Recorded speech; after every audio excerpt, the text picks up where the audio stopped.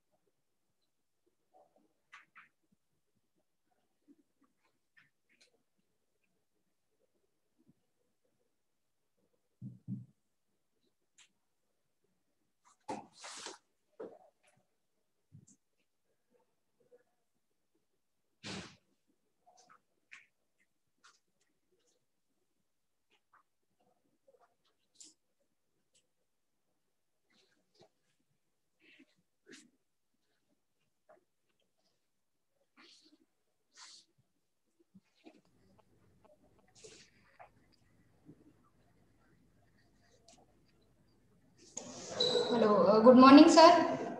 Hello. Good morning. Morning, sir. Sir, we will start within 2-3 minutes. Our participants are joining us. Okay, okay. Thank you. So, Thank you, sir. Gangil sir, good morning. good morning. और कलवंडी साहब क्या हाल है? कैसे हो sir? बस ठीक हूँ, आप सुनाओ? अकोला कब आते हैं? अब देखो, अब तो कोविड खत्म करो फिर आते हैं। वैसे ही महाराष्ट्र में तो ज्यादा हो रहा है। अच्छा अच्छा। आपकी तरफ क्या सिचुएशन है? नहीं, अब कम हो रहा है। अच्छा, जैसे ही कम होता है अभी क्या एक्चुअल में इधर उधर मूव करने की परमिशन भी थोड़ी मिल नहीं रही है। अभी पिछले 1 साल से तो कोई कहीं गया भी नहीं है यहाँ से। सर पांडे साहब कैसे हैं? पांडे साहब बढ़िया है। अभी एक दूसरी भी मीटिंग चल रही है, उसमें पांडे साहब उसमें भी इन्वॉल्व थे, मैं भी था। ठीक है, तो अभी बीच में अभी एक क्या नाम है वर्कशॉप चल रही है, 6th वर्कशॉप ऑफ सीआरपी है ना, जो कंसोर्टियम रिसर्च प्रोजेक्ट उनके। तो कल जो थी वो फार्म मैकेनाइजेशन एग्रीकल्चर वाली थी, आज माइक्रो इरिगेशन वाली है, कल एनर्जी फ्रॉम एग्रीकल्चर की है। हेलो, आवाज आ रही है? Yes, sir. Yes, sir. You are audible.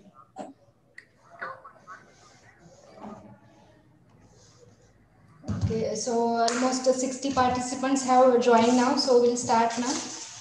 Good morning, everyone. Today is the 3rd day of our training program, and our first eminent speaker for the today is Dr. Sandip Gangil, sir. He is the principal scientist at CIE Bhopal.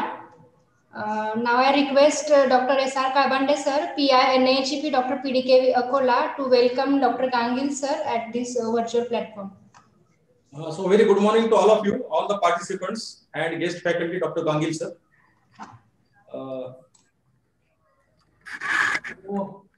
It is a privilege to introduce Dr. Gangil sir. He is a well-renowned scientist presently working at CIE Bhopal. Dr. Gangil sir, he is a principal scientist in the discipline of farm machinery and power. at Agriculture, Energy and Power Division of ICR, CIE, Central Institute of Agriculture Engineering, Bhopal. Presently, he is holding the position of Head, Agriculture, Energy and Power Division, and lead Center Platform Coordinator, Consortia Research Platform on Energy from Agriculture.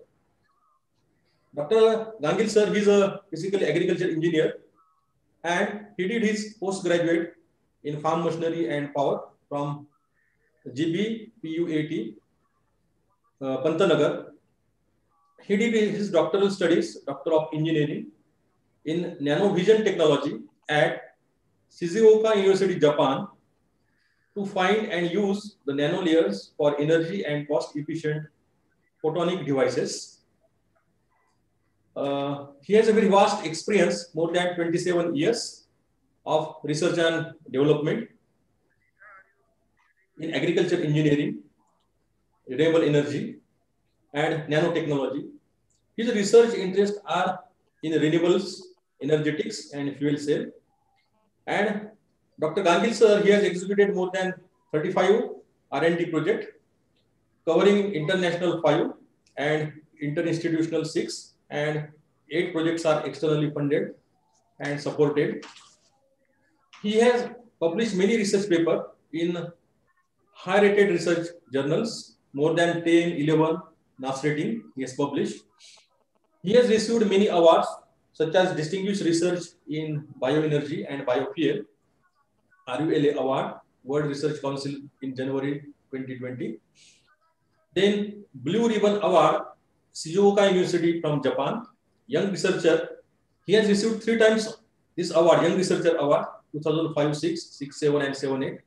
And Young Research Grant, from Young Research Grant, COE Shizuoka University, Japan.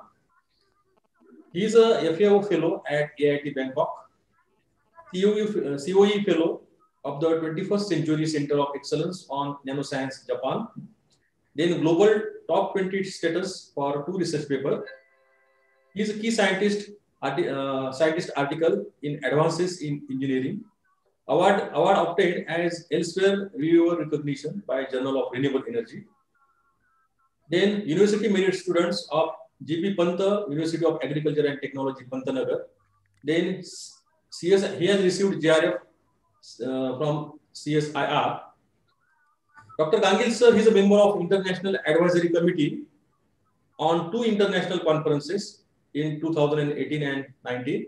Also member of ICR level committee to finalize the course curricula for engineering degree in renewable, and member of research advisory committee of ICR C Bhopal. He has visited international institutes like AIT Bangkok, Cornell University, USA, South Korea as a visiting scientist. And today we are very fortunate that Dr. Gangil sir, he has accepted our invitation, and he is here to deliver his lecture on briquetting. So we faculty are we are very well known about the agro residues which are available in the farmers' field. Huge amount of agro residues are produced, and there is a problem of its storage, transportation, and handling. So briquetting is one of the technology which can solve this problem of the handling and storage of these agro residues.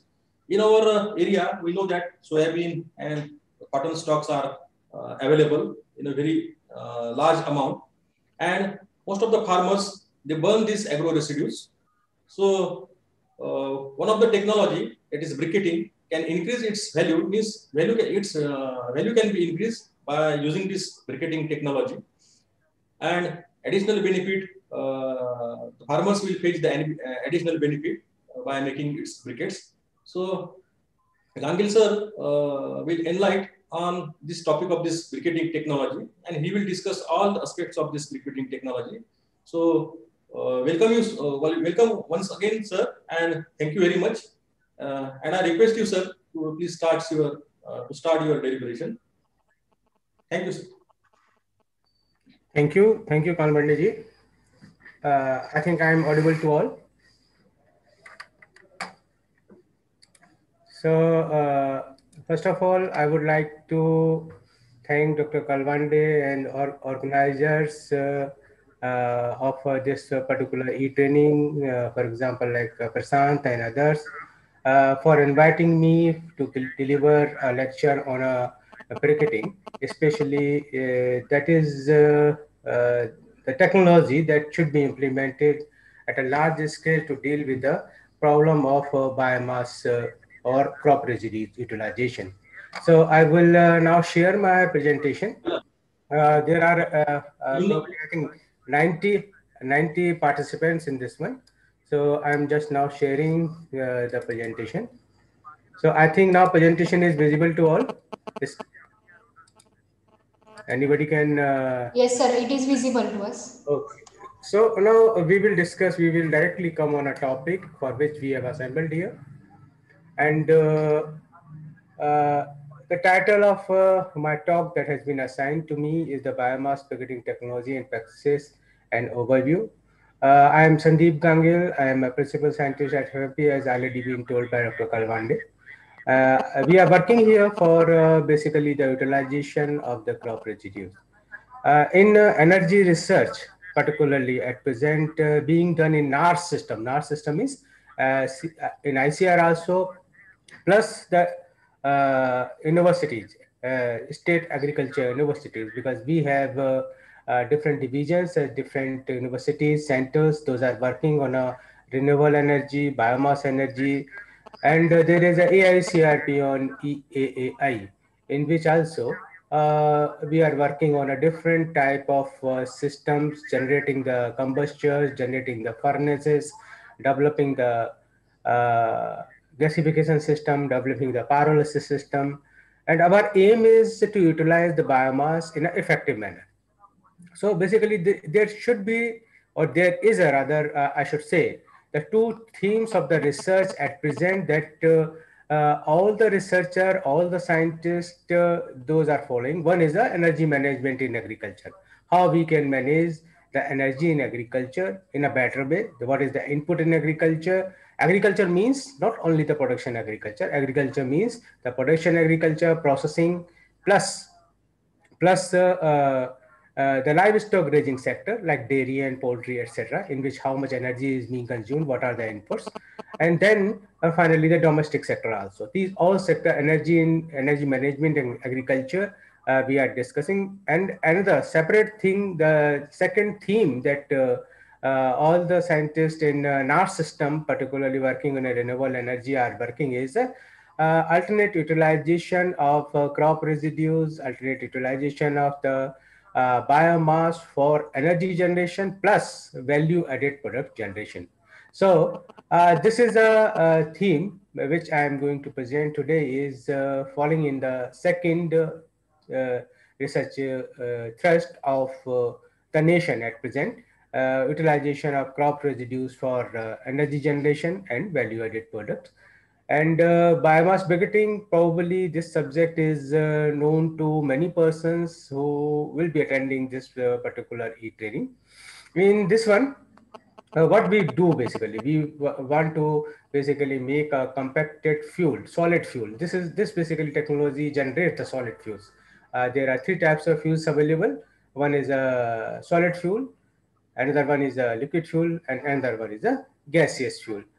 We can talk for all, but at present, for today's presentation, I will be concentrating only on the solid fuels. So, briquetting technology means we want to make a solid fuel from the crop residue, from the agriculture residues, from the biomass for utilization at the different places. What will be those places that I will discuss further in my presentation. So at present, as we know that all kinds of biomass, which has a slightly relatively woody in nature, or rather I should say it has a substantial amount of the lignin, can be used for a briquetting, that too the binderless briquetting. I will today also talk about the two types of briquetting. One is a binderless briquetting and the one is a briquetting with a binder. So these are the agricultural residues like cotton stalk, peasant pea stalk, soybean stalk, mustard stalk, castor, and maize stalk, millet straw, and many other more maybe. that can be used for making the briquettes, and a lot of experiments, a lot of research, a lot of machines has been made and are available for doing so. So these are the waste available, and this can be converted into the solid fuel, and that solid fuel can be used for the energy generation. And there is a market can also be trapped for this one that I will discuss further. So at present, why we want to basically work? Suppose the biomass status, particularly the crop residues availability, if we talk about it is around 500. This data may change because biomass available is basically being reported by different researcher, different scientists in a different manner because they all are estimating.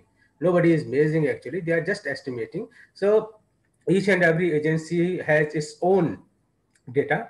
But whatever the data is, the main thing is that we have a huge biomass that is need to be managed, and our aim is to manage for the betterment of our nation. So surplus means the biomass that is being collected or not collected, that is being wasted basically. Particularly in case of the crop residues, those are being burned.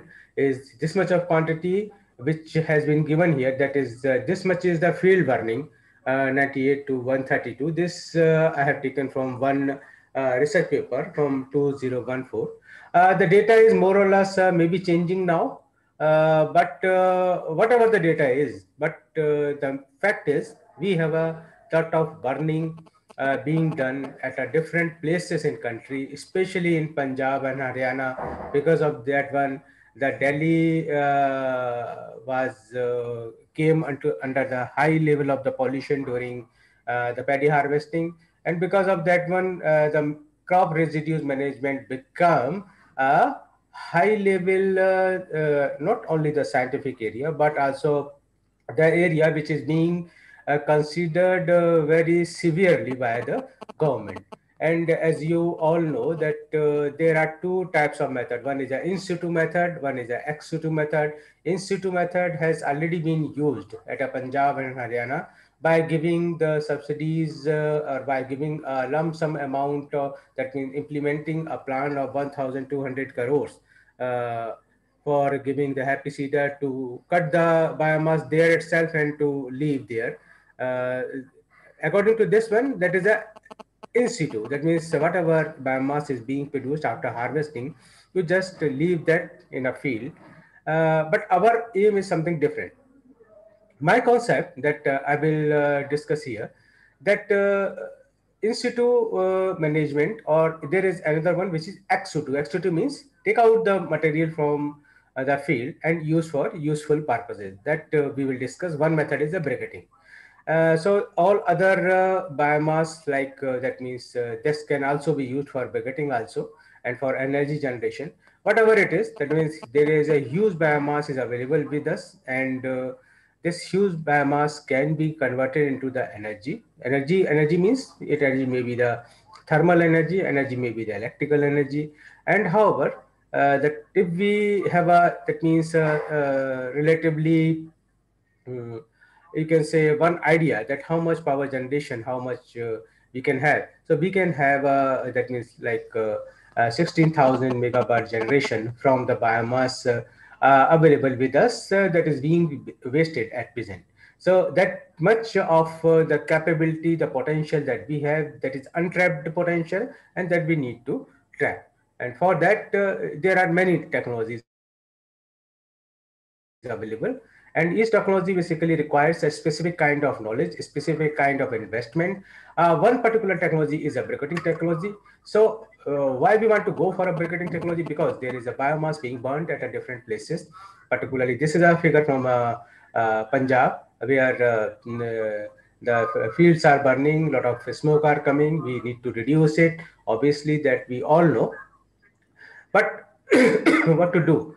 Uh, what is what I think that we cannot basically, we should not basically incorporate all the material into the field, because if we do so, we have to incorporate the total amount of the biomass again and again into the field, and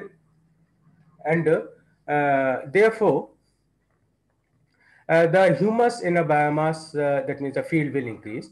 So that may create a problem. So what our idea is, we should basically remove around 70 to 80% of the biomass from the field, and leaving around 20 to 30% of the biomass into the field.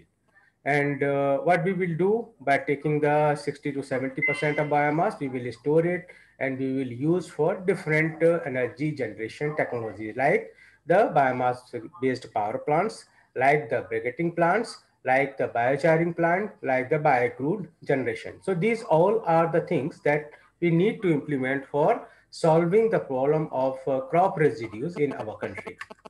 So it is just one technology that is already existing. That means if we have a lot of biomass and that need to be managed, that is being burnt at present. So we already have a one kind of technology installed in our country. For example, these are the power plant, electricity generation power plants based on a biomass all over the country, and total installed capacity at present is around 4,800 megawatt. However, I should very clearly say that only 50% of this one is operative at present because of several reasons. The reasons may be the political one, the reasons may be the policy of the government of that particular state, because the power generation is a subject of state government. But just to have a scenario here, for example, we have this much of installed capacity of utilization of the biomass. So how much biomass we can use? We can basically use just an estimate here, that if we have this much of installed capacity for electricity generation plant, that too based on biomass utilization. Biomass, basically, this is a data that we have gathered from by doing the survey of the different power plants, that 40 tons per day per megawatt biomass requirement is there. And on the basis of that one, we can basically, we need the biomass to be consumed per day for 4,800 megawatt is this much. So basically, total biomass that we can use is a 58 million ton around. If we use all the installed capacity at 100% level. So basically, if we assume that surplus crop residues is available only 145, so we can use around 25% of the surplus crop residues, and residues at present being burnt is a 92. So we need to basically enhance our installed capacity by 4 to 5 times so that we can manage the biomass. That means this is a one route in which the management of the crop residues can be done. And so these are the different materials from which we can create, we can form the briquettes. Any biomass which is woody in nature, having a significant amount of lignin, and we can create the binderless briquette. Binderless briquette is the briquette in which we do not use any foreign binding agent like starch, like molasses, to bind the bioparticles. uh, Here you can just see that cotton stock, pigeon pea stock, soybean stock can easily be converted into the briquette. First of all, because briquetting technology basically takes the biomass or crop residues, first of all, we need to grind that at a particular size, and then we need to pass that grinded material to a machine or system. That may be the piston press type of system, that may be the screw press type system, and other types of system, and we can create a briquette. Briquette figure has been shown in this particular slide. So this is a solid fuel that too also having a uniform shape, cylindrical shape. Length may vary, but even though the diameter is same for complete lot. So to have a uniform uh, solid fuel is important. So these are the biomass which are suitable for briquetting, like soybean, mustard, sunflower. This, that means the straw of oilseed, straw of pulses, like pigeon pea, gram, beans, cotton stalk. In even other than this one, other biomass can be used. Even the bamboo dust, sugarcane bagasse, we can also do. Coffee husk, we can also briquette. So that means there is a, number of biomass available with us, and all these can be briquetted. in the technology which is available at present at a India, that means at national level.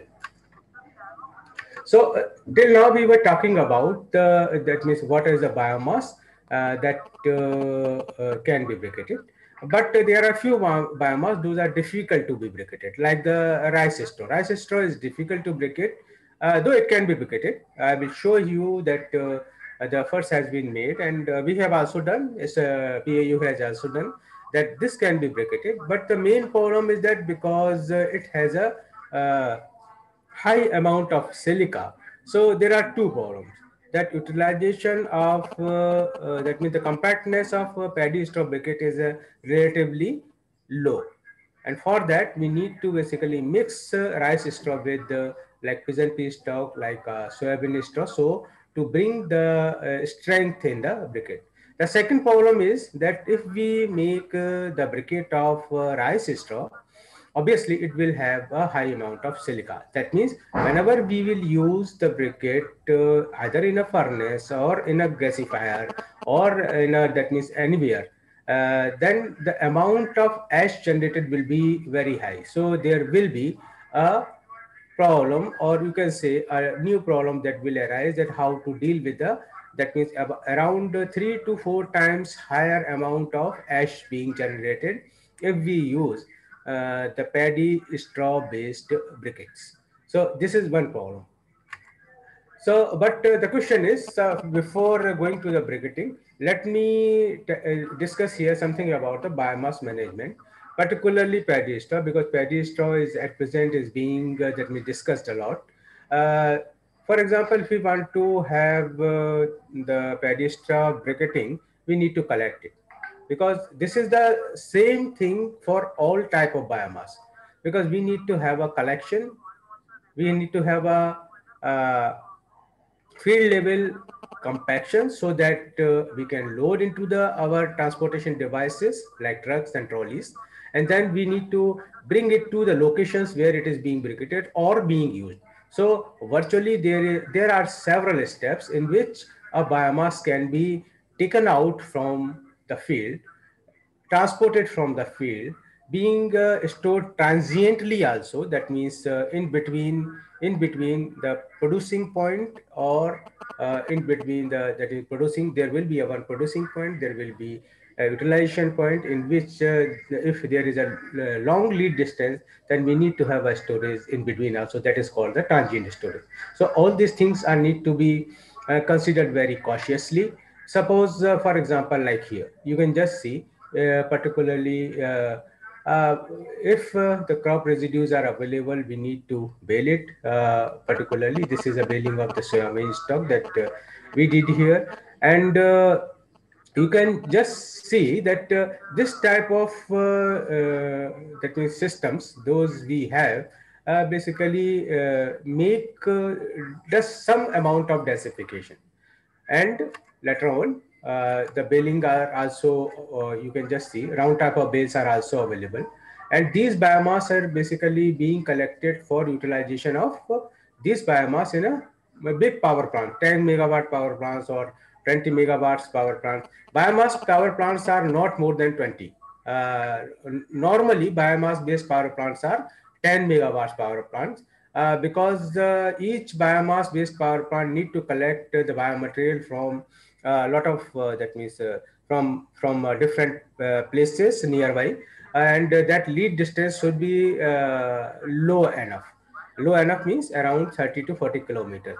So if we install a high capacity power plant, suppose 1000 megawatt power plant, biomass based, then it will be very difficult to convey the biomaterial from the distance places to the power plant. So power plant normally is placed in a decentralized mode. Decentralized mode means here is up to the level of 10 megawatt or 5 megawatt. I'm not talking about the very kilowatt level. I'm talking about here at the megawatt level, particularly when we are talking about the electricity generation. Round wheelers are available. So we need to basically collect the different type of biomass in different manner. And those, whenever they are being collected from the field, though those are very that means very fluffy in nature. That means their bulk density is so low. If we talk about the density as received, biomaterial is around 60 to maximum up to 140 kg per meter cube, and that need to be basically enhanced for transportation, for storage, etc. So one way is to share it at the field. Suppose if the biomass is available, particularly here, suppose if we have the pigeon pea stalk or maybe the bushy residues, that can be basically cut down into the pieces so that its a volume for the transportation reduces, and that basically gives us idea and support for doing complete supply chain for the briquetting for the power plants. Like you can just see here, the transportation of the biomass is not so easy. At present, whatever being used, that means a different type of systems are being used, that means trolleys. If we basically use the baling system, that we can basically enhance the capacity for conveying the biomass by 2 to, that means double. For example, loose biomass, if we feed into the trolley, it will accommodate only 750 kilograms. These all are the experimental results that we have at present.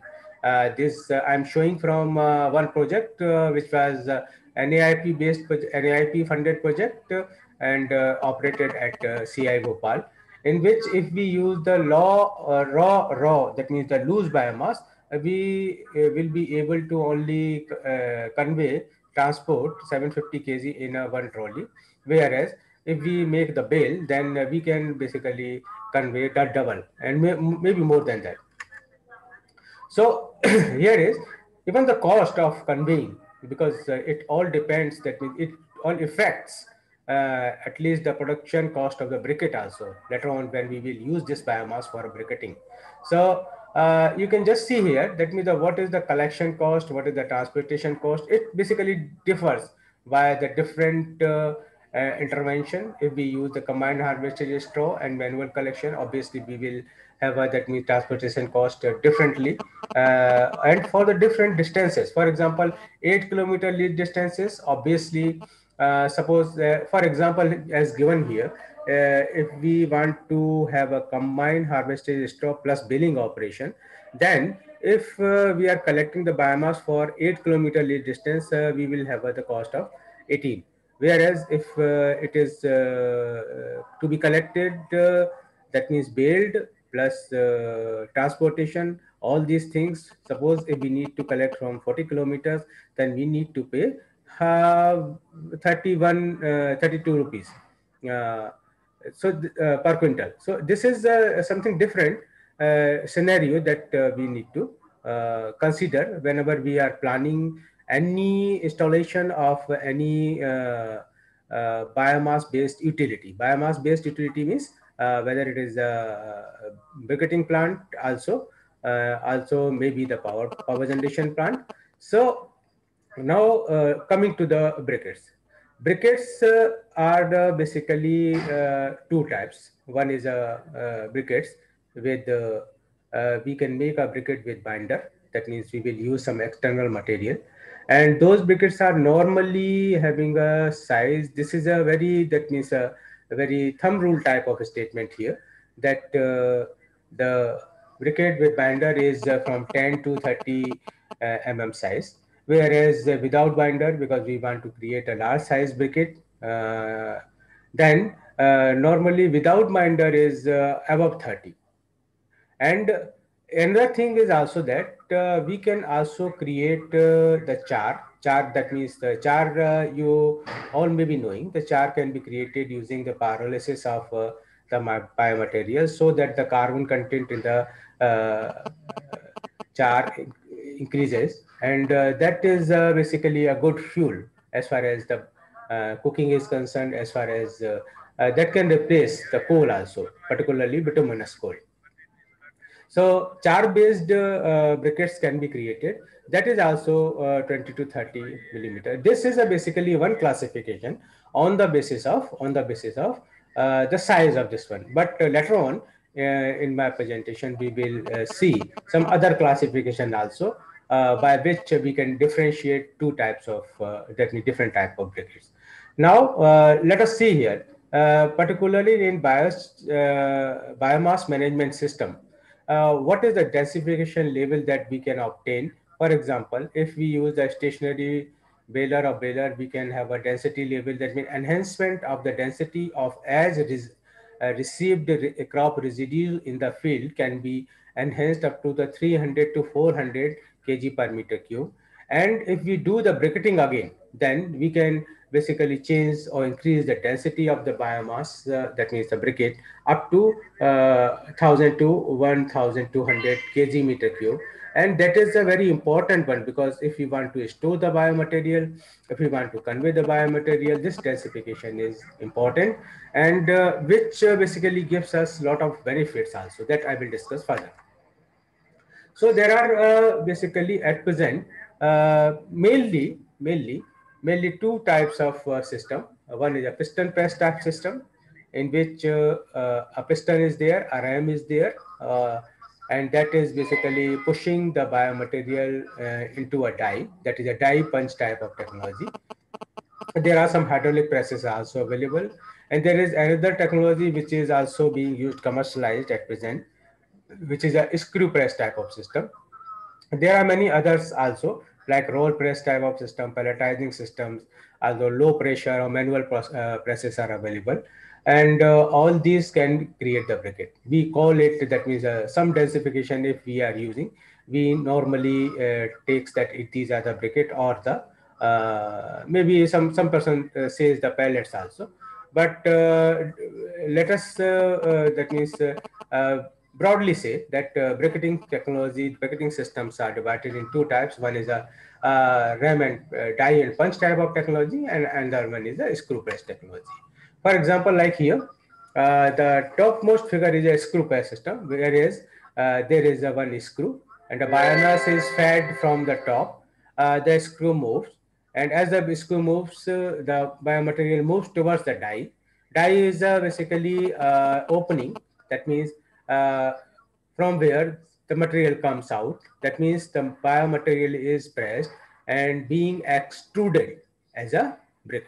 So this type of briquette is a screw press briquette. Piston type of briquettes, piston press system, in which one hopper or when one inlet is there, from where loose biomass is supplied, and that is agitated also, and there is a piston which basically compact this biomaterial by doing the pulsating action over the die, and we create the briquette. And there are pelletizing machines also, in which basically there is a roller, and we can create we can have a different type of pellets. So this is a basically shaping type of system. So these type of systems are also available, but mainly at present for that means the biomass crop residues to briquette, that means large amount without binder. Normally screw press systems and piston press systems are used, but these systems basically consume high amount of energy also. But high amount of energy does not mean that it is consuming so much energy that they do not provide useful venture. Well, they are providing a high level of the useful venture, particularly in terms of economics also, particularly in terms of energetics also, that I will discuss further. So basically, uh, suppose if we talk about the process flow for briquette when we want to do it with binder, that biomass is available, we will grind it, we will basically mix it with the binder, we will leave for some time also. If we want to bring some physiochemical change or change due to the microbes in a feed material, then this is to be sent to a machine which is called the briquetting machine or pelletizing machine. Then that is dried, and then we call whatever is coming out as a briquettes that can be used for the energy generation, particularly at a cottage level of industry, and especially at a domestic level of industry. So this type of one flow diagram is there. And so Now, I will tell you, this is with respect to the banderless briquetting. That means, suppose we have a biomass here that will be basically shredded, and that will be shredded material itself can directly be fed in a bigger type of banderless briquetting machines. But for a smaller, that means level of banderless machines, it need to be first grinded, then fed into the briquetting machines. So this is a Bander's briquetting. You can just see that this figure is from CI Bhopal, and in which we have that means have a one system in which piston press type of system, in which the banderless briquette of present stock, you see, these are probably from the soybean straw, has been created as shown in this figure. Now I will show you that the different properties that because we are the R&D organization, so we need to know that what is basically we are creating. You can just see here that particularly, just let me very clearly state here that for doing the bandless briquetting, we need to have a significant that means optimum amount of the moisture content around 10 or slightly 9 like this one, and that means it should not be much higher. Dry material will work, but even though it should not be much dry also, that means 2 or 3% if moisture is there, then there may be burning of biomaterial more during the briquetting. Suppose the second here you can just see, if we talk about the density of powdered material is around reaches up to 250 to 300 kg per meter cube. Then if we do the banderless briquetting, then the density increases up to 1180. So that means it becomes heavier than the water itself. That means if you put the briquette into the water, it should submerge actually, scientifically. So, but the bulk density of the briquette has been given here around 700 kg per meter cube. Ash content is also high as compared to the raw material, because we are removing a little bit of the moisture from while we are doing the briquetting. And calorific value you can just see here that it basically depends on what is the biomaterial that we are using for the briquetting. If we talk about the resistance, shattering resistance means, suppose if the briquette is there, yeah. Yes, you want to ask some question here? Okay, no problem. So if we want to have a shattering resistance means, suppose if we uh, fall the briquette at a certain height, whether it will break or not. So this type of shattering resistance should be more than 90% if we say that briquetting has been done at a good level.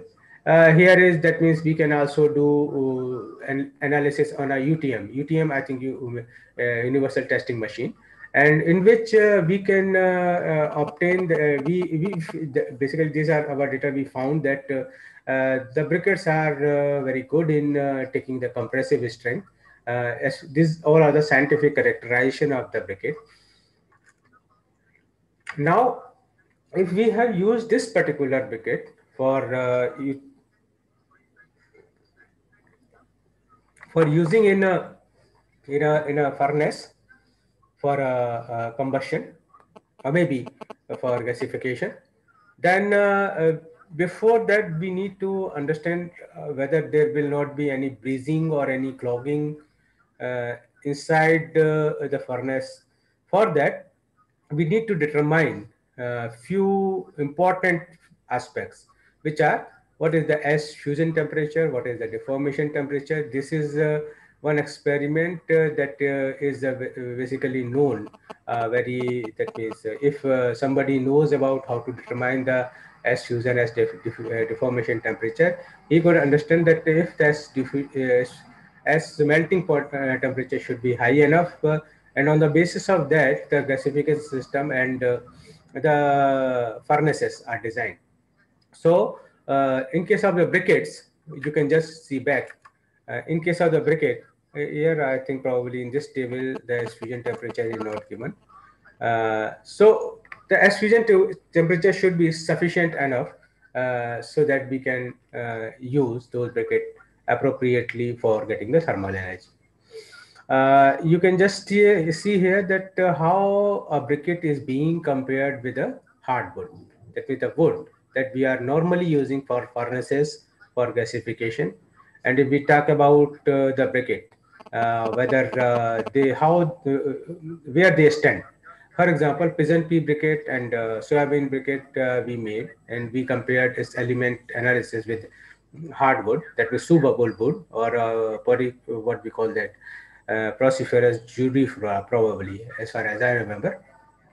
So we can see that you just can see that there is a statement given at the below of this slide, which says that higher amount of nitrogen in a soybean-based briquette lead to the formation of that means maybe ammonia, which may be corrosive in nature. So basically, this type of analysis is important when we are making a briquette and when we are propagating the briquette in a market to be used in different type of thermal degradation systems. Thermal degradation system means the systems like the combustors, like the furnaces, like the gasifiers, and maybe the pyrolysis system. Pyrolysis system is not a basically the energy generating system. Those are basically the generating system for high value products that I will discuss further. But in case of the combustion, in case of the gasification systems, our system, that means our fuel should be such which should cause low level of corrosive emissions. This is another scientific finding that we obtained if we do the briquetting of the raw material. You can just see the raw stock briquetting thermal degradation system is shown at a below figure, that means the lower figure. And you can just see that there is a lot of scattering. Scattering means tail end segment of the graph after the 400 degree centigrade temperature is scattered in a raw material if we change the heating rate. Whereas after briquetting, this type of a scattering reduces, which basically shows that when we are doing the briquetting, the lignin portion basically becomes consolidated. So this is a finding like this one when we are doing why briquetting is happening. That means in case of the banderless briquetting, the claim is that biomaterial has itself lignin content, cellulosic content, and hemicellulosic content. These all are the polymers, and these all polymers basically behaves in a different manner when we are putting some thermal stresses or some pressure type of stresses on this one. So whenever we are basically giving a high amount of the pressure on a biomaterial, particularly powdering and then pressing, then the lignin, the temperature of the biomaterial increases uh, around up to 160 to 170 degrees centigrade in case of the banderless briquetting. And that is sufficient enough to melt lignin a little bit. That means reallocation for reallocation of the lignin, there is a need for melting of the lignin. So lignin melts and reallocate itself for binding the other biomolecules to form a briquette. So this is a concept, scientific concept behind the binderless briquetting, and this is one of the proof that how the lignin is working. Similarly, here also we say that stability of the lignin enhances drastically when we do the binderless briquetting. So this type of systems, that means increases the stability of the lignin after reallocation, because there are three things. One, whenever we are hitting the biomaterial, then there is a relaxation in a lignin segment happens, and because of the increase in the temperature, melting may take place. And after the melting, if suppose we reduces the temperature or we leave the material to be cooled, then solidification happens. So because of all these three processes, the lignin basically changes is not only the role in biomaterial, and it tries to have a you can say very tries to combine all the biomolecules to make a briquette. This I will not discuss. So now directly coming to, these are the system in which the first system, you can just see that we put the biomaterial, which basically make the biomaterial in a powdery form, and that powdery form is basically cleaned a little bit by to remove the dust from this one, and that is basically supplied to the briquetting system, and we obtain the briquette. And these wickets are very important. Now let us see here that what is happening particularly. That means some people may ask, we are using lot of energy to make a briquette. No, actually these are the basically practical results available at present at that means these results are available in a on a net also, because our report of NAIP sub project, the title is given here, is available on internet. So the energy basically consumed to produce a 1 kg of the briquette is very low, 0.05 or 0.08 kilowatt hour per kg, and this is a energy that we can invest, and we should invest to convert a biomaterial from a loose form to the solid form. And it basically enhances uh, the utility of the biomaterial. We can keep the biomaterial, we can transport the biomaterial, we can use at any type of devices, combustion or gasifier. And based on the what kind of dye that we are using, that means dye means the portion of the briquetting machine from where the material is coming out from the briquetting system. Based on this one, though there are many types of dye, but one example is shown here.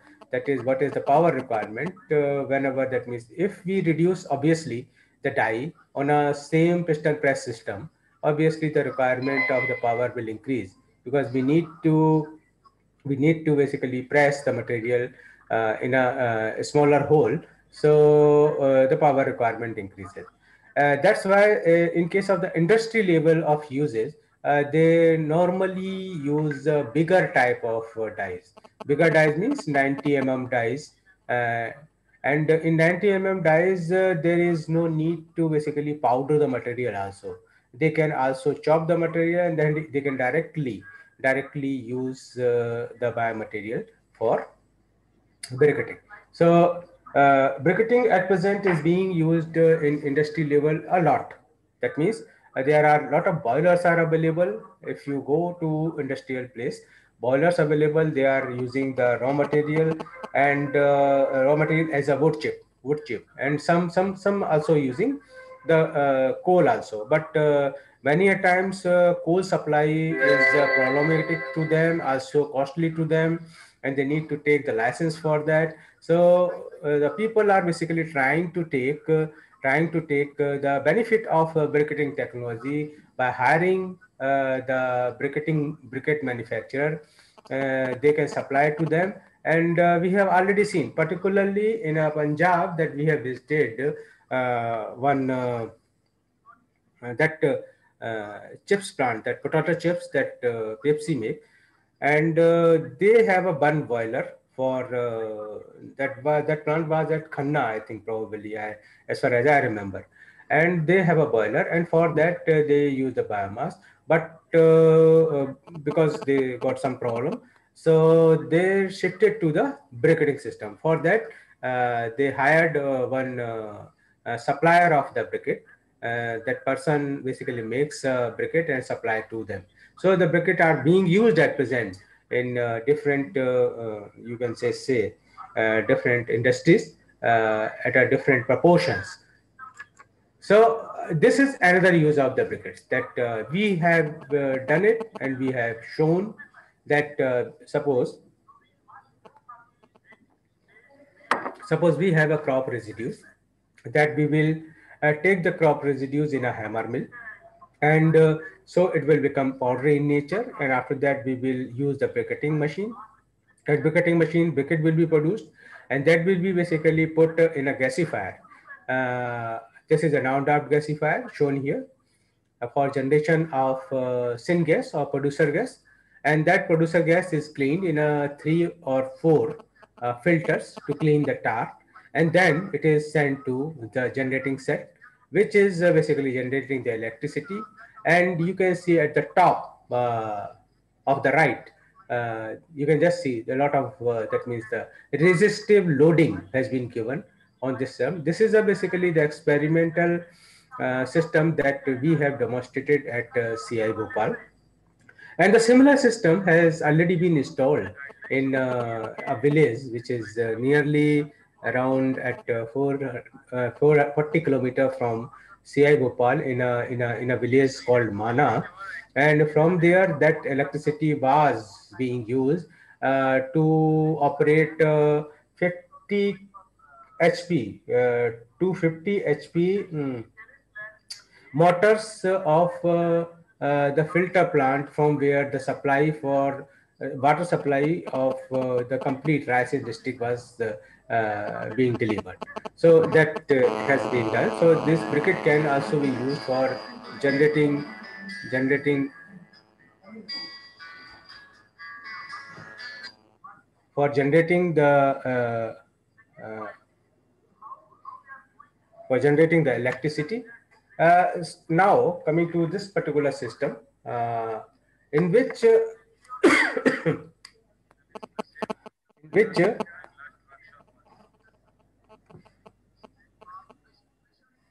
in which we try to show that if we want to manage the biomass, then suppose if we do only the collection, then one can get, that means the farmer or whatever who person the who is doing this activity can get a benefit of around 400 rupees per ton of the biomass.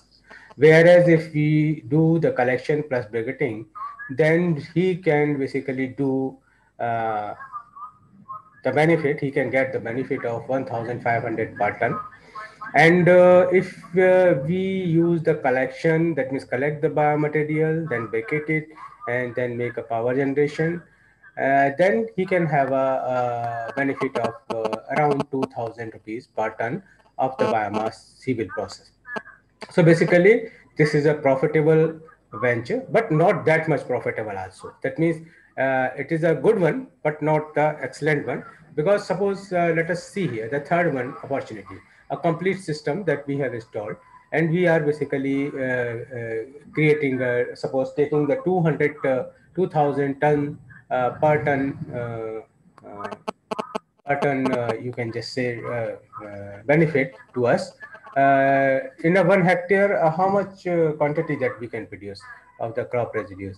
4 ton, 5 ton, maybe maximum up to 6, 7 tons. So only the benefit will be received will be 24,000 or 20,000 per ton per season. So in a year, basically, if we double it, then a person can get around 40 to 50,000 of benefits. If it is sufficient enough, then he can use this type of venture. And if he need more, then probably he need to go for other technologies which are also available with us for generating the high amount of the, that means high valued chemicals and other things from the crop residue. One is a briquetting. So in case of the briquetting, that I already stated earlier in a previous slide, that what is the value addition that we can obtain, and what is the energy consumption, particularly for making the briquette in the crop residues, is very low, and it is really low. So there are many a times questions come that that whether briquetting is consuming a lot of energy. Obviously, yes, it is consuming a lot of energy, but we have to basically give the energy for conversion of the biomass. That means for densification, for making for enhancing the utility of the biomass for us. Now finally, let me tell you here that there are n number of briquetting systems are available. These all are the binderless briquetting. Different type of feed extracts can be used. Probably the slide is not good one. Sawdust, also sugar cane bagasse we can use, groundnut shell. It has already been made and shown here. And this is a work that I am presenting here is from the TNA Coimbatore. That means the capability for making the briquette is not available at a certain place. That means it is available all over the India. We have that means the manufacturer of briquetting machine in Gujarat, also in Andhra, also in a area nearby Coimbatore also. Big systems can be purchased. The briquetting system, particularly from 300 kg per hour to 1500 kg per hour, are available that can be purchased and can be installed. And a good amount of that means business is available in this field. So now that previously we discussed about the paddy straw. Paddy straw, I said that paddy straw is not a good material for bucketing. Yes, it is not good, but it is not difficult also. That means difficult, but not that much difficult. For example, paddy straw can be okay, it can be grinded. It is a slightly higher energy consuming activity. We can create the briquette also in a piston press tap system. You can just see or seeing here that there is a one briquette which is a briquette, but some type of cracks are available. So these cracks we need to remove, and for that we can have there are n number of possibilities. One possibility that we have shown practically, that if we mix it with other material like 50% paddy straw, 50% soybean straw, we can make a briquette. So it's a that means the paddy straw can be used. PAU Ludhiana has also installed one system. They are also working on that one. They are also mixing some material to make a paddy straw briquette a consistent and hard enough. But the utilization of the paddy straw based briquette is not limited due to its strength. It is limited because of its silica nature. So the main research theme that should be done for all the researchers is that, first of all, let us remove the silica from the crop residue previously and then briquette it. So basically this is a one theme that may be probably, I think there may be several persons here attending this training. They may see that they can float the idea that we will basically remove or reduce the silica amount from the paddy straw, and then we will briquette, then its utility may enhance. Why? Because the ash content will be similar to other material, that other material like pigeon pea straw, like soybean straw. So this is an idea that I want to share with you. So now coming to the here is the economics. Economics, that there is a two case studies. I will not go into the much detail. You can just see that if we install one system, then we can have that means the payback period. Suppose if we invest 33, suppose substantial amount, then the payback period is 3 years, and in case two, it's only 1 year. I think next slide is important. You can just see that means suppose capacity of briquetting plant, two scenario has been taken, 350 or that means 400 kg per hour. One another system is 1000 kg per hour. All calculation has been made, and total cost per ton of the briquette. Just a minute, please. हाँ hello. अरे मैं अभी एक किसी में कहाँ पर बताइए, मैं ट्रेनिंग दे रहा हूँ सर, एक अभी ऑनलाइन वेबिनार में हूँ.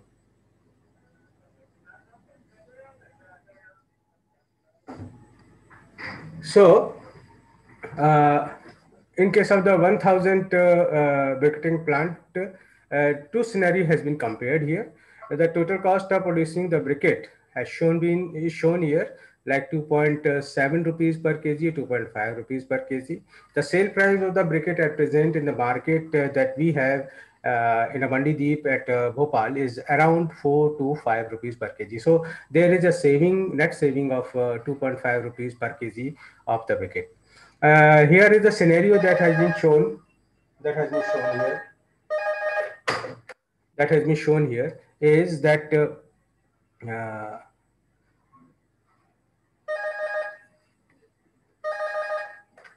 हेलो सर, मैं अभी नहीं आ पाऊंगा sir. Thank you sir. So, so here is that we have estimated that if we go through the fixed cost, that means the complete economics, what is the basically the ratio of fixed cost and processing cost has been given here, and payback period, that means we can basically get whatever investment that we have made in probably in 2 years, particularly, or maybe in 1 year. But this is when we are using this system effectively. And that too also a biomass cost of 1.6 rupees, because biomass cost is also important, that I will discuss further. You just see here that this is a operating cost of the briquetting plant. And in a briquetting plant, the fixed cost is very low, variable cost is high. Variable cost is meaning, the variable cost means that means the labor. Variable cost includes the labor plus the biomass material that being inputted, plus the electricity being consumed for making the briquette. So variable cost is very high, 92%, 96%. That means around, let us say, it is around 90%, or maybe that means above 80%, you can say, taking a, that means a relatively conservative figure. So till now we were talking about the variable cost. Now coming to what is the composition of the variable cost. You can just see here, this shows that in case of the variable cost, the maximum share goes to the cost of the biomass. That means the briquette cost, that means the briquette market, briquette business basically depends on the cost of the biomass. And the cost of biomass depends on the biomass supply chain, complete supply chain. So basically all are interrelated to each other. In this slide that we have shown that the variable cost, the cost of the biomass is basically giving 74% to 80% share. So this need to be managed very accurately and effectively, because at today, because the biomass is being burned, we can get the biomass at a 1.6 rupees per kg at our plant location. But maybe when, suppose if the market is established, and if the biomass is being used again, and that means at a higher price, maybe the farmer will not give you this much of amount. They will charge, that means the high amount, then the cost of the briquette will increase. But we need to basically manage all these scenarios. Similarly, here you can just see that biomass share, what is the biomass share we have shown here, and we need to concentrate that how to reduce the share of the biomass cost into the complete business scenario or business profile of the solid fuel made from the biomass. Now, till now, I discussed that this type of the briquettes, particularly the banderless briquette, is important for industry. But this is one aspect. Now I will take you to another aspect, which is very much closely related to us. We are basically collecting the biomass, making the briquettes, supplying to the industry, getting the money is a different aspect. Another aspect is how our resources taken from the village can be implemented, can be used in a village itself. That means, can we use the local available energy resources in village itself or not? That means vocal to local. Can we do or not? Yes, we can do it. Particularly the bigger banderless briquette can also be used for the domestic purposes also. This is a one scenario that I will show. This probably might be known to all, particularly working in agriculture engineering on energy, that if we see that what is the energy consumption pattern in a village. A village can be divided into the four parts. One is the crop production, one is the domestic sector, one is a livestock raising sector, one is a post-harvest sector. This is our finding that in all this sector, the domestic sector consumes highest amount of the energy, and that too from the consuming that means domestic, that means in domestic sector also the cooking is the activity which consumes highest amount of the energy, because they are using the firewood, which basically put a top level of the pressure on a forest reserve or on a reserve. That means they are cutting the trees and they are using, because that is freely available to them. Now, if we want to basically use our crop residues by making the briquette and by giving them for cooking, then we can save a lot of forest deforestation. Plus, those type of fuel are, because uniform in nature, can easily be used in a cooking devices that is already existing in the villages. So that we make an intervention. That means the bigger type of briquettes can also be used as a fuel. For example, here you can just see it, that we try to introduce the bigger briquette. That means the briquette having a 60 diameter, that nobody previously has thought that it should be used for the domestic purposes. It can be used.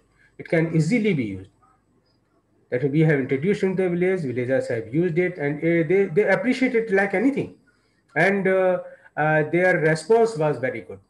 But it cannot compete with the wood, because wood they are getting free of cost, and briquette we cannot supply at a free of cost. So we need to basically energize, motivate the panchayats and other sectors to basically install a briquetting plant to supply the briquettes to the villages. But technically, the briquettes can also be used for domestic purposes to give the energy to the domestic energy supply systems. Now I will change from the binderless briquette to the briquette with binder. Briquette with binder, that means we can use the molasses, we can use the cow dung, we can use the mud also to club, that means the biomass that can be burnt. That means from that we can generate the energy. So this is a one system that we have, in which the biomass is basically fed, and we can get this type of briquette.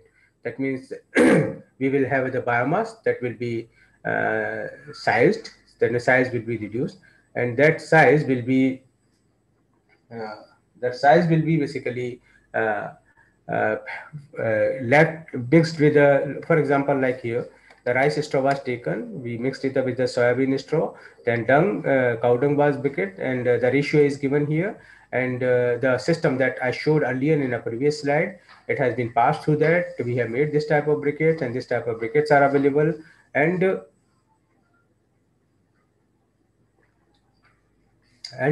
this briquette is a very good fuel, particularly domestic fuel, and it can be used for chula also and sigris also, different the cook stove that AICRP and EI has proposed, or a different NAS system universities has developed. These are two, that means these are the operation of the different two types of sigris or chula, you can say, on a briquettes with a binder. So that means it's sufficient enough. That means the cooking can be done.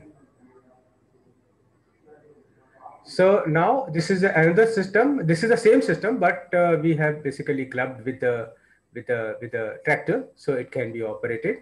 That means we can have that means 50 kg per hour, more than that, depending on how much we can feed in this system. This is a very good system that we have developed and at present available, and we have operated several times. This one, it has also been given to some NGO that has been demonstrated at a village level also in MP. So now I will now summarize my talk like this one. For example, if we want to establish a briquetting based briquette power plant, then what we will do? We need to basically understand how much residues are available in that particular area. And if suppose we are not getting crop residues of, then what is the alternate material available there? What is the supply of the electricity? Because we need the electricity for operating the briquetting plant. And what is that means, or other thing is like the space with the approach road, and what is the lead distance? That means from where we will collect the biomass and bring it up to the briquetting plant. That is important. That basically makes a complete synergy of that means the generation of the biomass, transportation plus the briquetting, and then again marketing.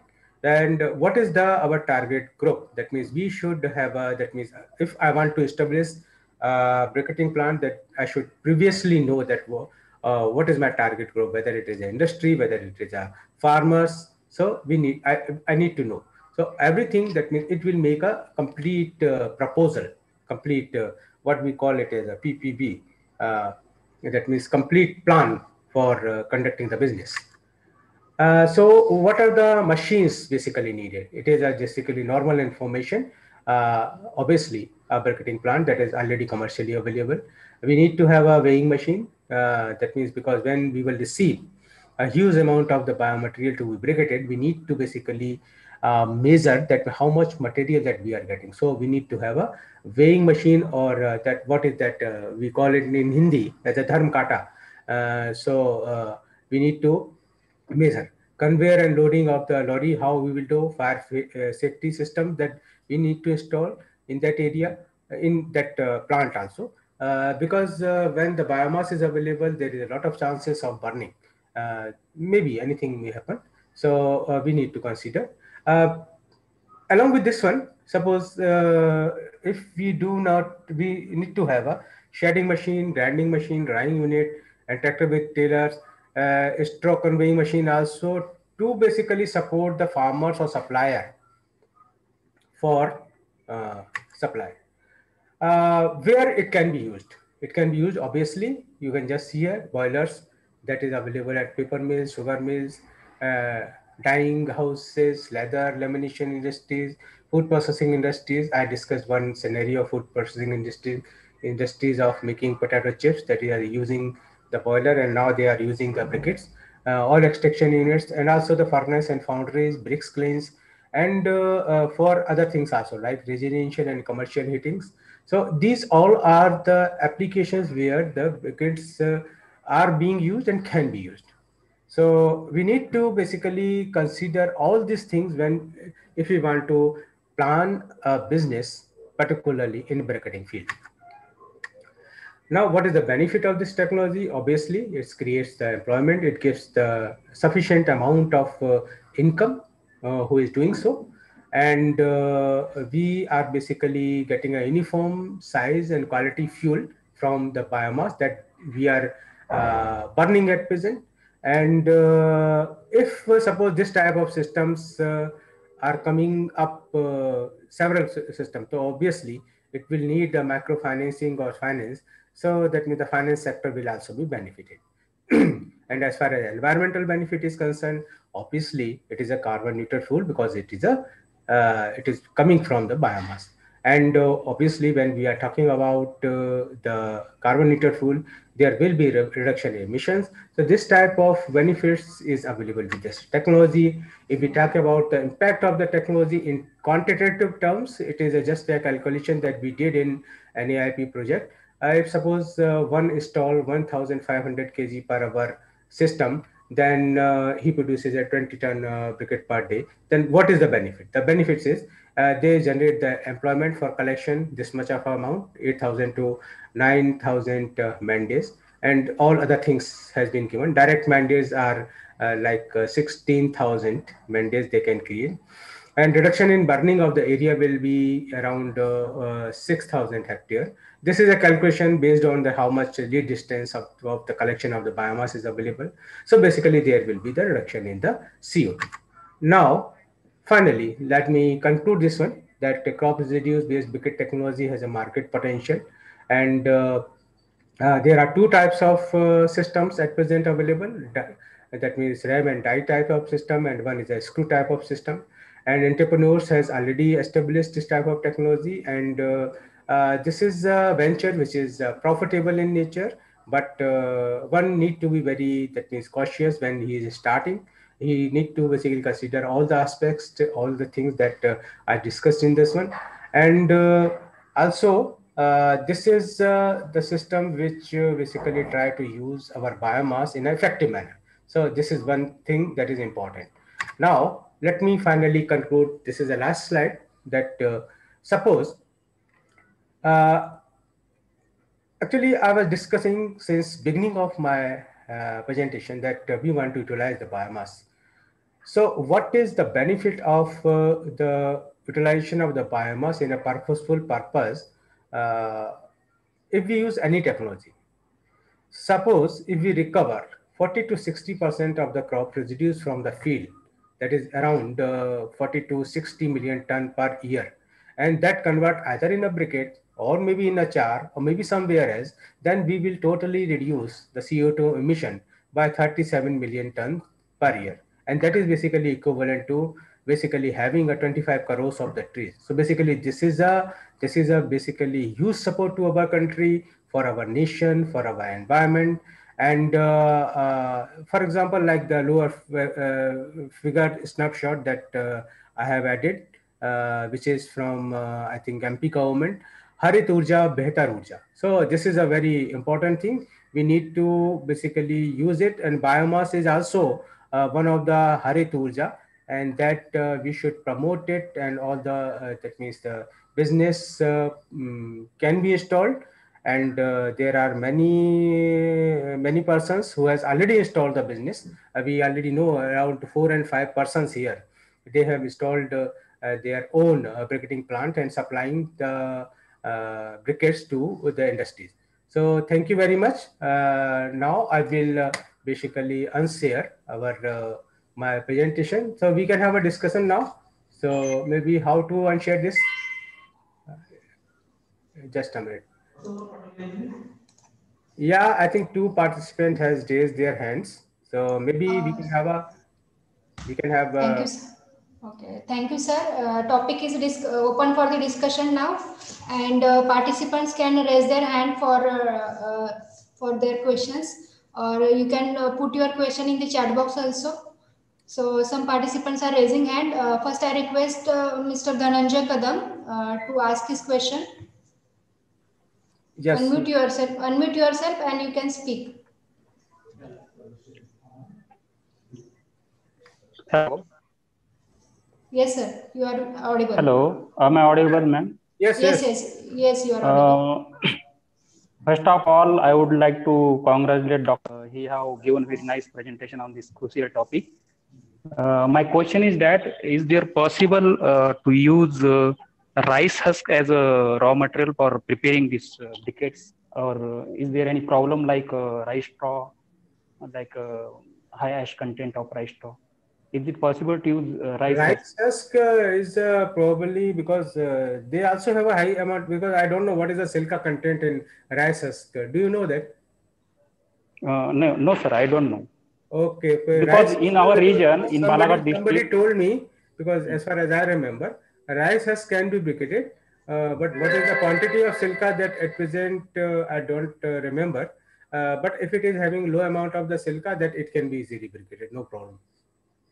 then what is the problem about silica? If silica content is more, it means ash content would be more after burning.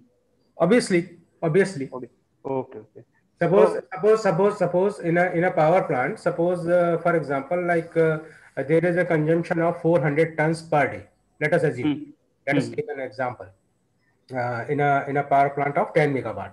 And if the biomaterial that is being burnt in a combustion system, because most of the power plants are based on a boiler based, so they are basically boilers that means generating a steam at a higher pressure, then sending to the turbines, and then electricity is being generated. The normal procedure is this one. At present, the technology which is being used in India, we do not have the technology of using the gasification based that means systems in India for generation of electricity from the biomass. So in that means, let us come to the point. Suppose 400 tons we are using in a day.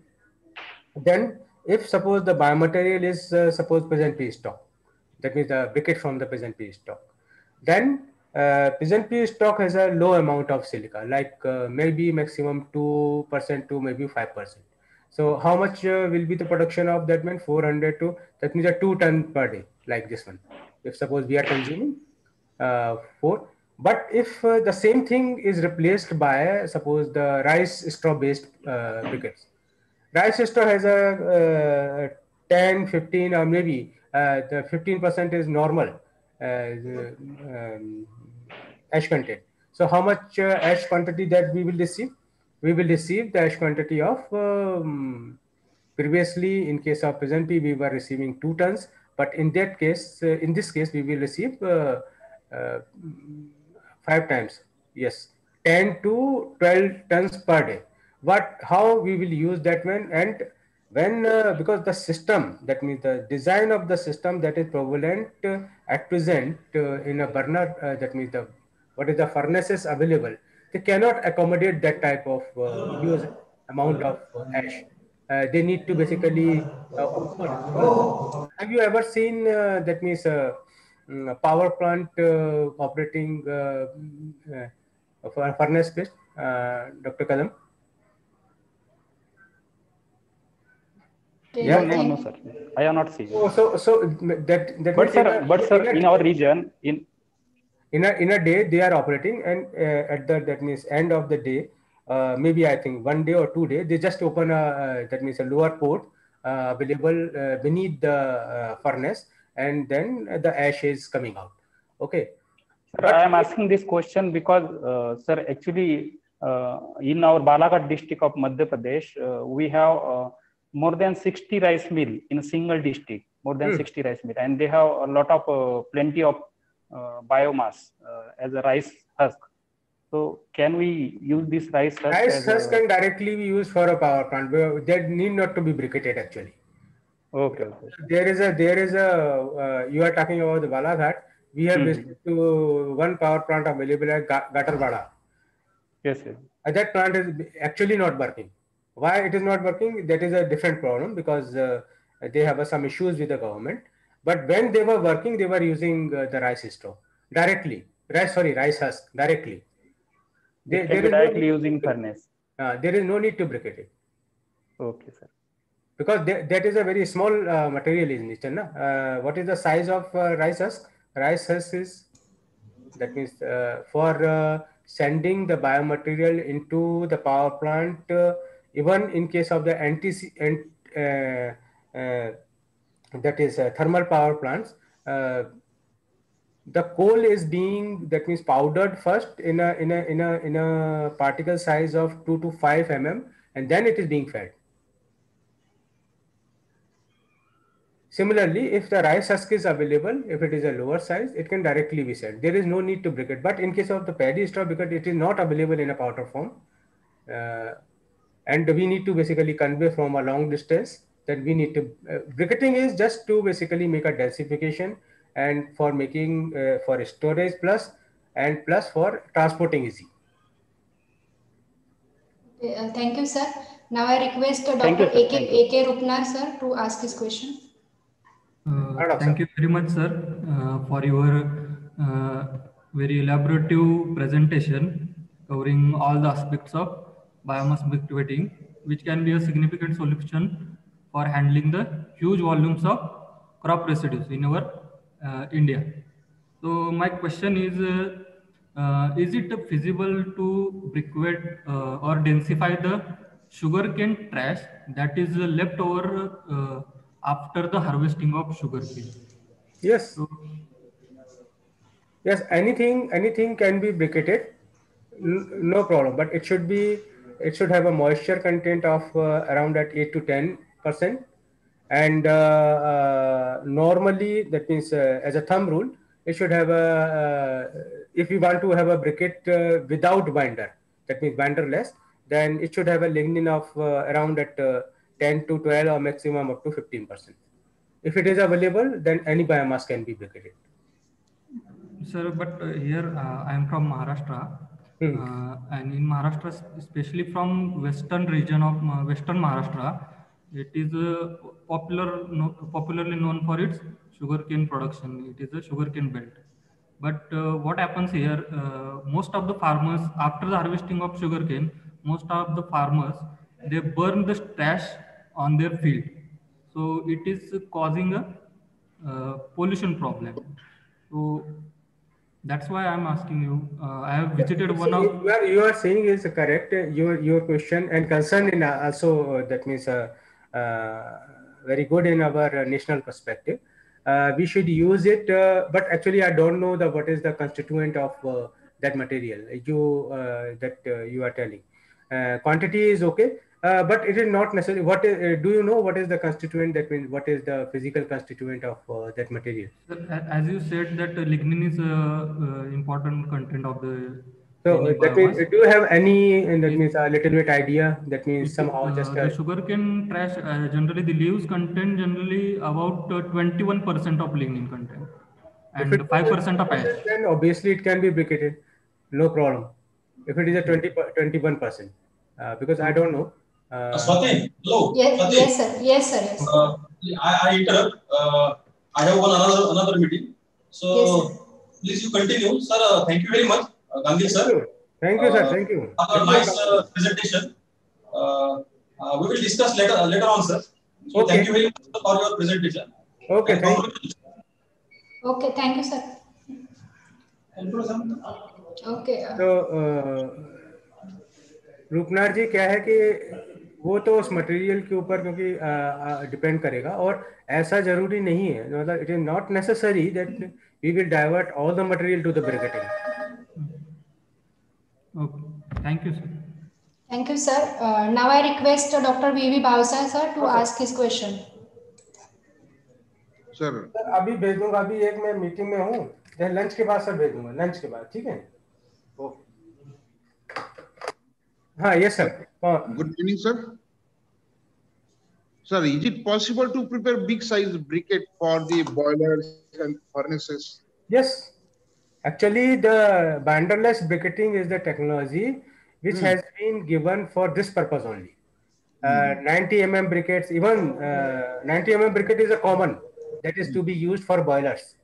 And at present, whatever the technology has reached to the commercial stage, because binderless briquetting technology to, at present is a commercial in nature. We can purchase the system, and that is basically for you can just say to make a briquette for boilers only. So there are many boilers available in a different because there are patches of industrial area in which these are being used at present. Which size is proper for boiler purpose? Size above 90 mm diameter. Above 90.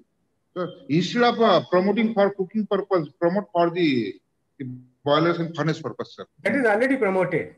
That there is no need to promote. So there is they are already asking that if you have, you please supply us, because they need to they need to basically burn the wood or the coal. So that means but there should be availability of the briquette also. That is a problem. That means there is no hitch in using the briquette in a boilers. There is a great demand, sir, from the boilers and furnaces. Yes, there is a demand, lot of demand. But why the farmers are hesitant to give their? No, it's not going to be done by the farmer. Farmer सब चीज नहीं कर सकता. तो वो तो market man and बीच के जो, that means some person or young youth will come and like startups हैं वो initiate होके then they can supply, because farmer cannot do everything. So he will produce everything. He will that means remove everything, and then he will briquette and he will go to the boiler. No, everything that means the farmer cannot do. We need to basically have a that means a complete system in which several person will be involved. So basically, technology is available, known to many persons, but it also needs a lot of efforts also. But the benefit that I have shown here is not very high benefit. मतलब इतना बड़ा venture नहीं है कि इसमें लगे कि बहुत ज्यादा पैसा हो. सर स्मॉल स्केल के लिए कितना खर्चा आएगा सर? स्मॉल स्केल के लिए मैंने आपको जो स्लाइड में दिखाया था कि अगर आपको 1000 करीबन पर आवर की आपको मशीन लगानी है, सिस्टम लगाना है, तो ओवरऑल जो खर्चा है तकरीबन आपका 20 से 25 लाख आएगा. 20 से 25 लाख. हाँ, और उसकी आपकी जो वापस आएगी वो तकरीबन पे बैक पीरियड जिसको हम कहते हैं, the pay back period will be around 2 to maximum 3 years. Ah. And the benefit that they may get is around 1,000 rupees per ton of the biomass that he can get. But he need to invest also. No? There are many other things, 25 lakhs also. And also he need to monitor each and everything very cautiously. Because biomass ka business is a very difficult business. It seems to be very simple that people will collect and bring the biomass to us. But even if we go to the power plants, because we have visited power plant, we have already seen. That means if somebody want to basically visualize that what is the problem in collecting the biomass, then he should go for a power plant. That means the farmers, not farmers, that means even the suppliers, they are bringing trucks and trucks. That means when the harvesting has been completed, trucks and trucks are waiting. We need to basically check the quality of the biomass they are supplying. And we need to wait, we need to pay them whatever the quantity they have delivered to us, we need to pay, and then we need to store also, because biomass availability, that means the collection portion is only for 1 month. That means whatever biomass generation is taking place in a one season is only for 20 to 30 days. We need to collect each and everything, and then we need to store, whether we are doing the briquetting or whether we are doing the power generation and other thing. So that means the collection and also storage, and even during the storage there is a loss of the biomass. So basically all these things basically makes this venture profitable only at a very high level. Only at a very high level, particularly when we are operating the power plant of suppose 15 megawatt, like that one. At a small level, is one person cannot do all the things, and even though economics will not work much. Yeah, thank you. Thank you, sir. Thank you, Dr. Bhavsar, sir. Now I request participants from the hall to raise their questions. Good morning, sir. Yes. I am from forestry background.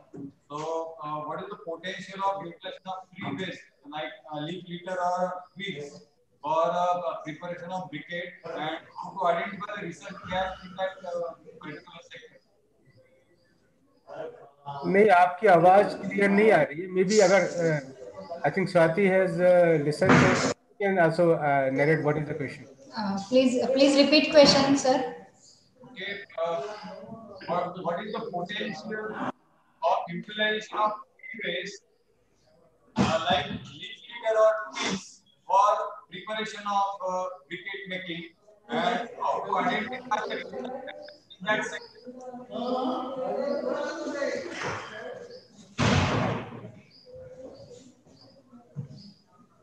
I could not hear the question properly.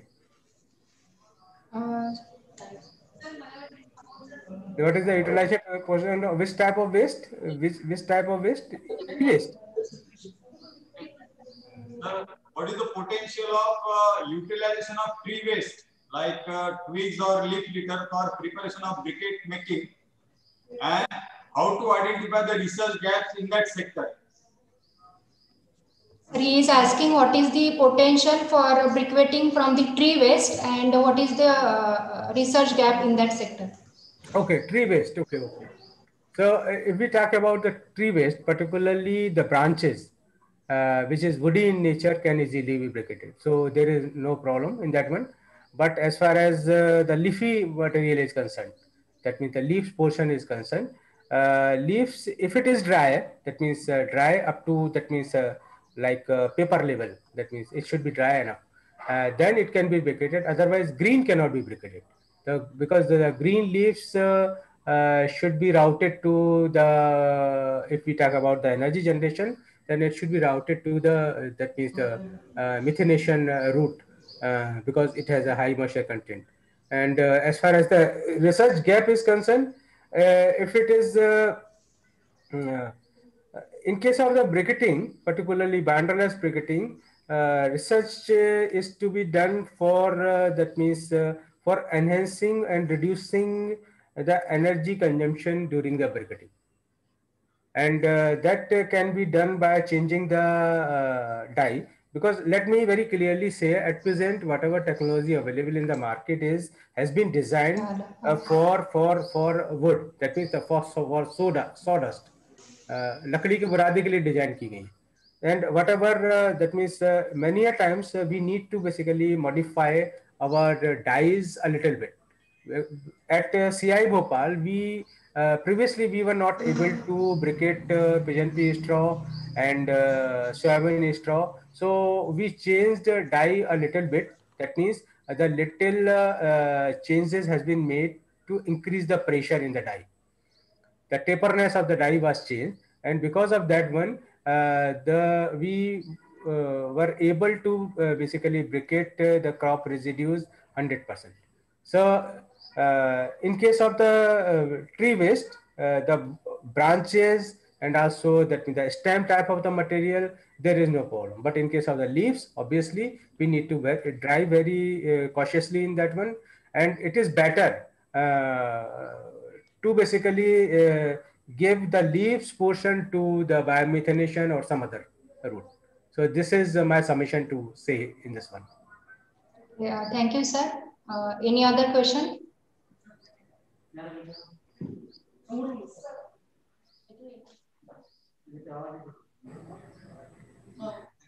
Sir, my question is that if we suggest to use briquettes at domestic level, then how much energy will get from 1 quintal of coal and 1 quintal of briquette, and which is more economic, either to use briquettes or coal?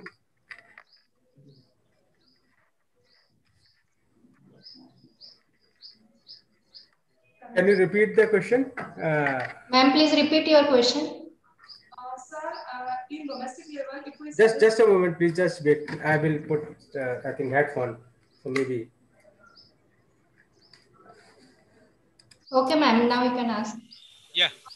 If in the domestic level we suggest to use briquettes, then which is more economic, either to use coal or briquettes, and how much energy gets from 1 quintal of coal and 1 quintal of briquette? For domestic level you are talking? Yes, sir. Okay. Actually, what I presented today, actually the banderless briquette technology is meant for not domestic purpose, for industrial purpose.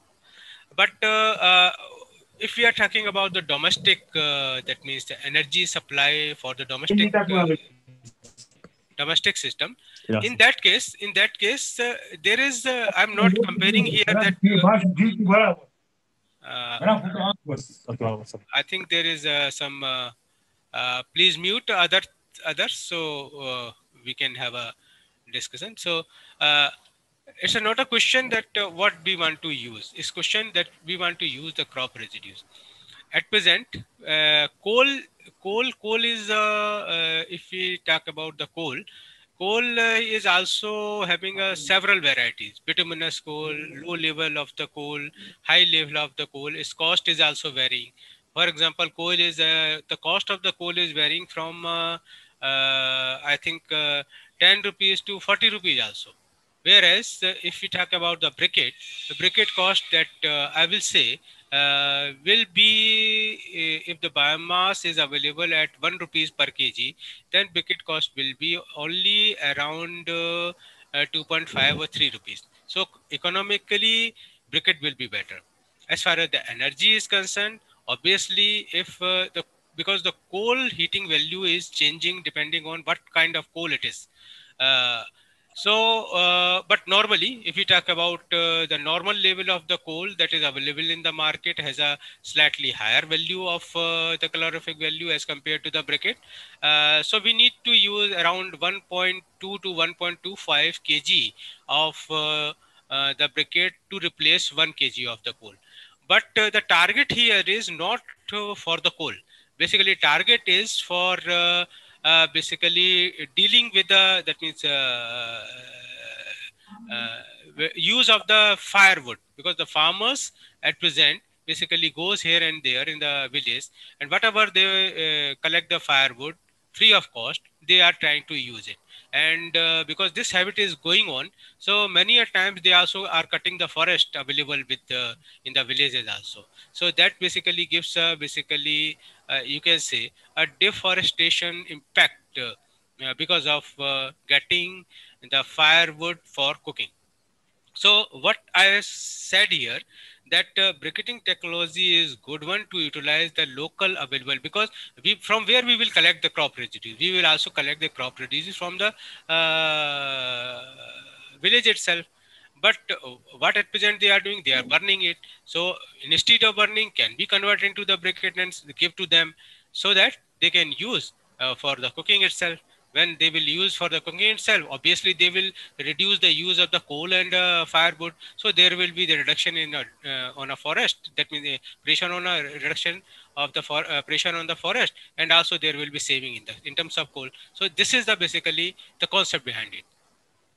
Definitely, this is better option and knowledgeable source available with us. Definitely, we should welcome for briquetting, because it is not possible to grow 25 crores of plant every year in India. But just I'm asking, if we suggest to some layman, or at least we should know the status of every fuel material. That's why I'm asking. Definitely, briquetting is better option. Yeah, that's why I'm telling you. Can just say, like, suppose if you are telling to someone, okay, if you say that if you are purchasing, you have to first of all ask that how much he is spending for 1 day of cooking. If suppose if he says that, suppose if he is spending 20 rupees, then okay, then can we do that means in a 15 rupees per cooking using the briquette? If it is so, then it is obviously we can tell him, because they will only understand and listen when they will get the benefit in terms of money. But the problem is that in our country, that farmers, particularly the rural people, are getting many things in free. Particularly, the main problem is that one. Renewable energy technologies, not only the briquetting, even other technologies are facing this problem, because the governments, state governments and central governments are giving several things in a free. Like electricity, like maybe the fuel, like they are reducing the cost of the grains also. Now the Ujjwala Yojana is coming. They have given, that means a free connection, though they want that they should pay for refilling of the cylinder. So now the competition is very tough, and what will happen, we also don't know. Uh, but I would say, because we have surveyed in a village about the Ujjwala Yojana, people say that the clean fuel has already reached to the farmers. What will be our fate, particularly the person who are basically advocating the use of renewable sources for domestic purposes and other rural purposes. But our survey says that though the Ujjwala Yojana has reached to the farmers and they have the LPG available with them, even though because according to our survey, one cylinder, that means cylinder of LPG, they are consuming in 6 months, 4 months. How it is possible? So we asked them. So they said that we are using only LPG for that means making tea or very quick operation. But for doing the cooking, regular cooking, they are again using the firewood or whatever we are supplied to them, the packets. So that is a scenario, and it is a real scenario. But we can basically say to them, obviously, yes, this is an important one, particularly in terms of money also, and in terms of energy, environment also, and in terms of saving our energy resources that is available in a village itself also. So this is my submission here. Okay, thank you, sir. There is one question in the chat box, sir, from Mr. Morwal. Is there any government subsidy for installation of biomass briquetting plants? Probably not. Okay. Because it is a commercial venture at present. Okay, thank you, sir. So is there any question from the hall? You can ask. Yes, sir. Sir, good morning. Good morning.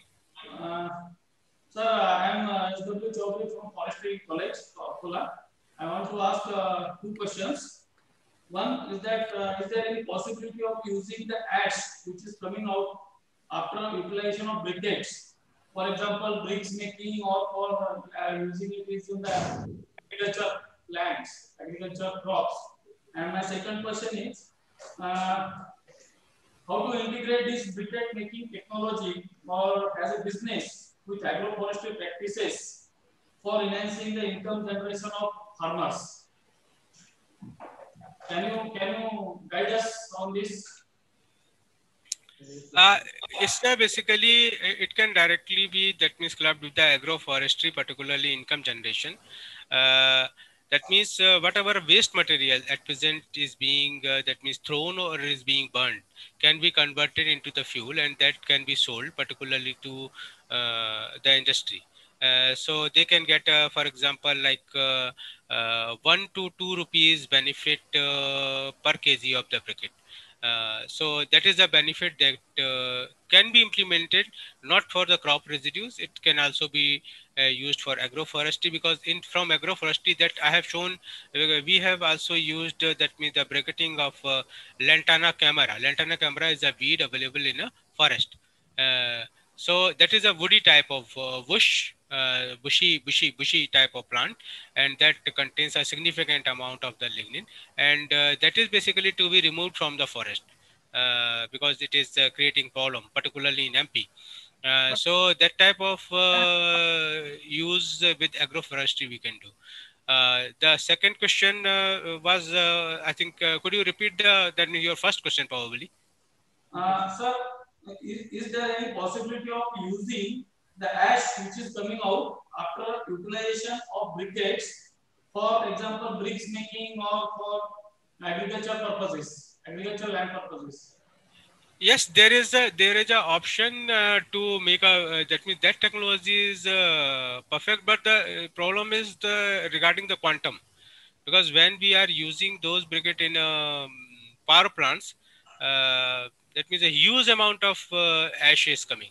So not only the briquetting, but even the tile making, that means people are trying to do so, and some I think industries or few ventures are there which basically uses that ash for making the briquette also, and that sometimes that ash is also going for a cement industry also.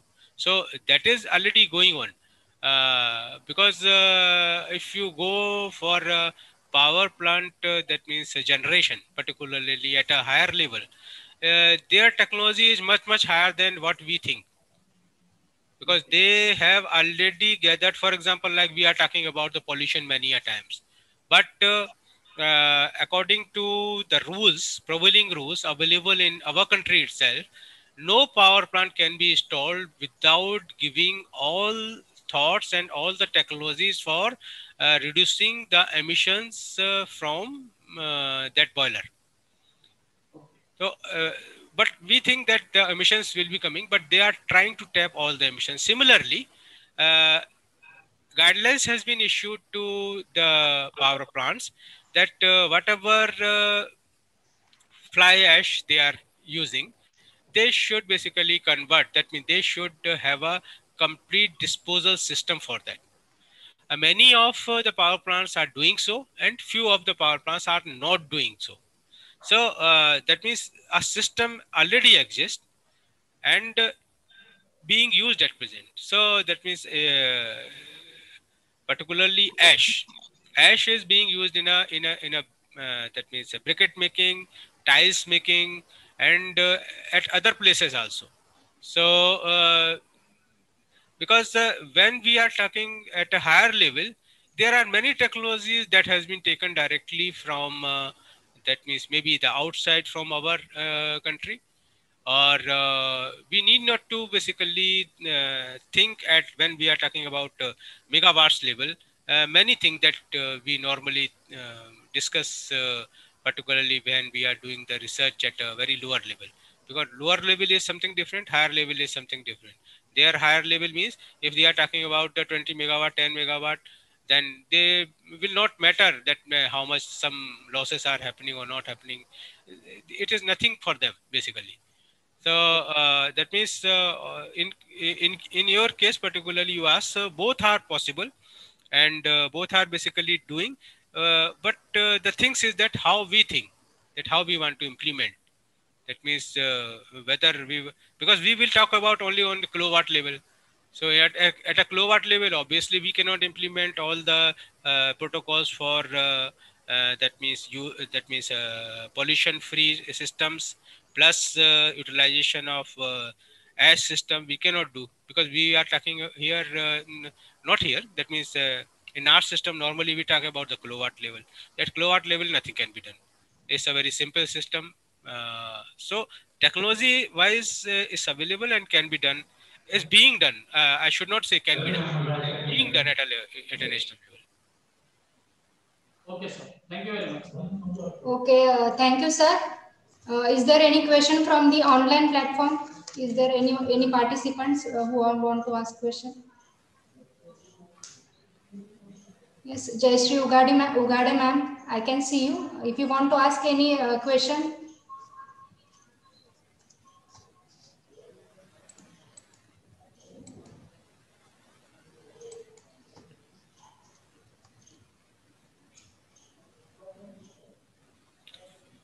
So I think there is no question. So Thank you, sir. First of all, yeah, before your thank you, let me because there are many persons. Let me again thank you for your patience hearing. And one thing that I will discuss, because maybe all of you might be related somehow with the renewable energy research, particularly as I think. And that's why you have come to this particular training. What my message and my request to all of you is that whenever you are discussing the renewable energy technology with any person at any forum, please try to highlight its environmental impact also. That is more important than the cost. That is more important than the cost. The CO2 reduction, CO2 that means mitigation, these all things are very important. And using that terminologies and calculations, we can defend our that means you can say renewable energy resources very well. So this is my submission is.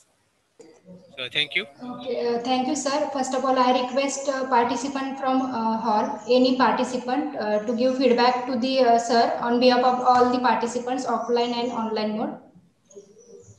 Any one of you? Ma'am, please.